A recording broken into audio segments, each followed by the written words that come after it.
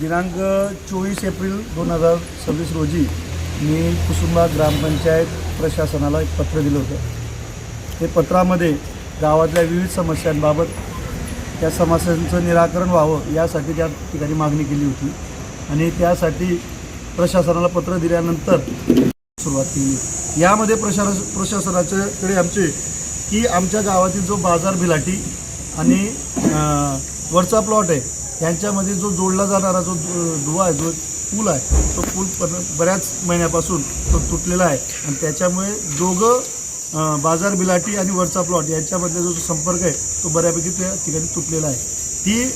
तो पूल त्यासाठी निधी उपलब्ध करून त्यासाठी तो पूल नवीन करण्यात यावा ही मागणी आम्ही ग्रामपंचायत प्रशासनाकडे केलेली आहे। त्याचप्रमाणे दत्तनगर बिलाटी आहे, या ठिकाणी बऱ्याच महिन्यांपासून त्या ठिकाणच्या वस्तीला पाणी भेटत नाही।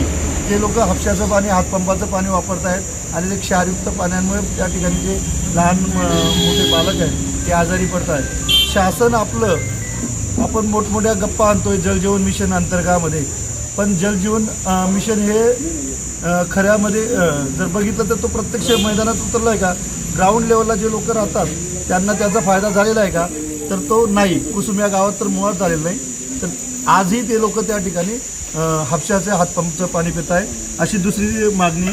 त्याचप्रमाणे गावात बंद पडलेले पतदिवे हे बऱ्याच दिवसापासून गाव पूर्णपणे अंधारात आहे आणि ते त्या ठिकाणी पतदिवे लावण्यात यावे अशी त्या ठिकाणी मागणी करण्यात आलेली आहे। त्याचप्रमाणे गावातल्या तुंबलेल्या गटारी, सांडपाण्याची व्यवस्था याविषयी मागणी करण्यात आलेली आहे।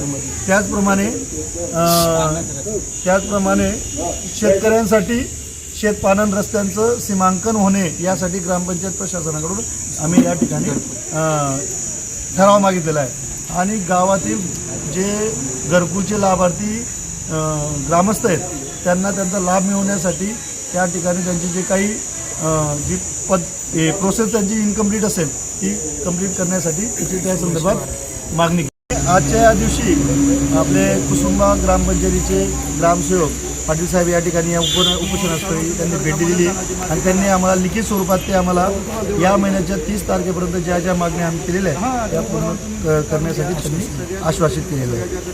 त्यांनी 1 ते 7 मागण्या ज्या मान्य केल्या आहेत आणि तसेच घरकुलाचे दुसरे, तिसरे आणि चौथ्या असा हप्ता या रेग्युलरपणाने किती लाभार्थ्यांना टाकण्यात येईल या बाबतीत लोकशाही मार्गाने आमच्याकडे निवेदन दिलेलं आहे। या निवेदनाच्या आधारे मी आज ग्रामपंचायत अधिकारी म्हणून त्यांना एक लेखी स्वरूपात